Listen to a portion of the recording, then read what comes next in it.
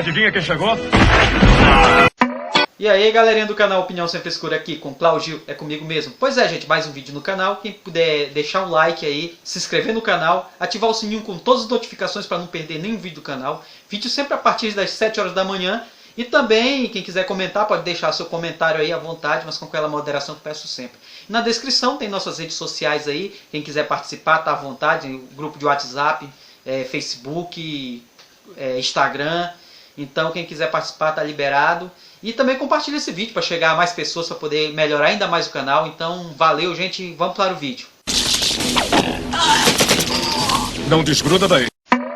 Olá, gente. Essa aí é uma notícia aqui do Morning Show, com o jornalista Ardriles, né, que respondendo o absurdo que o Adlouco falou, né, porque aquele homem aquele humorista de quinta lá, pelo amor de Deus, só fala besteira, ainda mais pra Folha de São Paulo.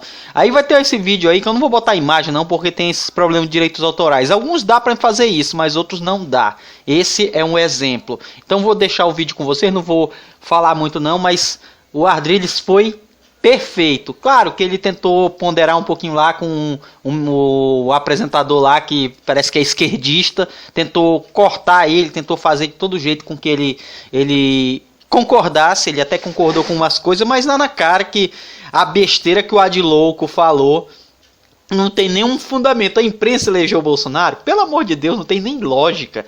Esse vídeo aí, o Ardriles pega e corta totalmente todos os argumentos do Adnet, que o Adnet é um cara que não, sinceramente, é um cara que não é engraçado. Pra mim não é, pra eles pode até ser, mas pra mim não é engraçado. É um cara de péssimo mau gosto, além de ser um cara aí que engana mulheres. Tá aí, engana mulheres, eu digo assim, em termos de estar casado com uma mulher e ficar fazendo absurdos aí pra todo mundo ver, também para poder desmoralizar quem ele tá com ele. É uma pessoa que não é confiável. Então, fiquem aí com o vídeo aí. O vídeo não, o áudio, né? Mas vai ser bem esclarecedor para vocês e vocês vão saber como é que se dá uma resposta contundente aqui com a entrevista do Adnet lá na Foice de São Paulo. Opa, Folha de São Paulo. Fiquem com o vídeo. É isso aí, galera. Muito obrigado. Claudio, canal Opinião Sem Frescura à direita. É aqui comigo. Valeu. E ainda sobre a mistura entre carnaval e política, e a política em entrevista à Folha de São Paulo de hoje, o humorista Marcelo Adnet diz que não podemos sucumbir aos ataques a artistas e à imprensa. Paulinha, vamos para os destaques dessa fala, dessa entrevista com o Marcelo Adnet à Folha de São Paulo? Principalmente essa parte da política, né? Porque na verdade a Adnet estava ali na entrevista, mas para falar desse samba enredo da São Clemente, o conto do Vigário, que descreve o Brasilzão como uma terra de malandros, né, Edgar? E ali nos versos do samba diz o seguinte: Brasil compartilhou, viralizou, nem viu, e o país inteiro assim sambou, caiu na fake news. Então, nessa reportagem aqui da Folha de São Paulo, é perguntado para Adnet essa questão exatamente do que está acontecendo no país, a questão da fake news, ele que também é formado em jornalismo. E vamos ver o que o Adnet respondeu a respeito disso. Ele disse assim, para atuar e criticar quem quer que seja, é preciso ter coragem. O jornalista também. Ele saiu de um lugar de conforto e está apanhando pra caramba. Está sofrendo uma pressão desproporcional, antidemocrática e muitas vezes criminosa. A imprensa não foi feita para passar a mão na cabeça. Já tive várias coisas publicadas a meu respeito que não concordei. Quando é da vida pessoal, quando é mentira, é antiético e a imprensa tem que ser cobrada. Ela pode cobrar e pode ser cobrada, mas não ser ameaçada e vista como inimiga. Aí ele dá aqui uma aspas. Vamos minar, atacar, investigar a vida e criar uma máquina de fake news para atacar pessoalmente quem ousar levantar a voz contra a gente. Então eu passo por isso como ator e o jornalista também. É uma pena, mas a gente precisa ser forte. Não podemos sucumbir a isso. Aí ele fala sobre a questão de agressão, né? Se ele já foi agredido nas ruas, ele diz que não. E aí conta que verbalmente talvez, fala de uma discussão ali que ele teve com uma senhora e essa questão de que todo mundo hoje que não concorda com a direita está à esquerda, né? Não existe mais centro, por exemplo. Aí ele dá uma aspas, é tudo comunista. E aí ele diz, a Globo, a Folha estão sendo chamadas de extrema esquerda, não acho que sejam. E aí entra a reportagem perguntando, outros consideram que essa grande mídia ajudou o Bolsonaro a se eleger. E aí ele responde, claro, mas eu achava... Claro, mas eu achava a questão dos petistas um pouco mais leve. Não era uma coisa tão pessoal, era contra a instituição. Agora é contra o repórter, acusações gravíssimas, coisas horrorosas sobre as mulheres, pegando o lado sexual. Uma coisa muito covarde, mas ficar de pé é a melhor resposta. Aí ele se alude a Patrícia Campos Melo, o que aconteceu. E depois aí ele fala mais mesmo sobre a questão do carnaval, como ele se envolveu com isso, como é que fez o samba enredo, etc. e tal, Edgar. Bom, essa questão de falar que a imprensa, a grande mídia, essa história, elegeu né? o Bolsonaro? A história da grande mídia, que o Bolsonaro se coloca como um adversário, um político, minando isso, valorizando a via direta de comunicação agora com os seus simpatizantes através das mídias sociais, é uma estratégia do governo, ele detecta isso e usa como estratégia, mas é bom lembrar que é a mesma estratégia que elegeu e manteve no poder, dando sustentação de regimes totalitários, desde o nazismo até os líderes comunistas da União Soviética. É uma estratégia isso. Quando você questiona, e tudo bem você criticar a imprensa, observar a imprensa também, eu acho que a imprensa como uma entidade que informa, leva a informação aos cidadãos a partir da sua linha editorial, cada canal, cada emissora, cada via de comunicação da imprensa tem o seu editorial. Não, você é burro, cara, que loucura. Como você é burro. Que coisa absurda. Isso aí que você disse é tudo burrice. É uma estratégia isso. Quando você questiona, e tudo bem você criticar a imprensa, observar a imprensa também, eu acho que a imprensa como uma entidade que informa, leva a informação aos cidadãos a partir da sua linha editorial, cada canal, cada emissora, cada via de comunicação da imprensa tem o seu editorial, você pode questionar e achar que, mas quem faz a peneira? Obrigado a falar que esse programa aqui tá uma porra. Você pode questionar e achar que, mas quem faz a peneira e a filtragem disso é o consumidor final. Você martelar nessa tecla de que o problema é a grande imprensa, a fake news, e você faz essa mesma coisa para as pessoas que estão adestradas ao seu modo de pensar e falar, você utiliza aquilo, você pode utilizar isso como os grandes regimes ditatoriais e totalitários. É, no mínimo perigosa.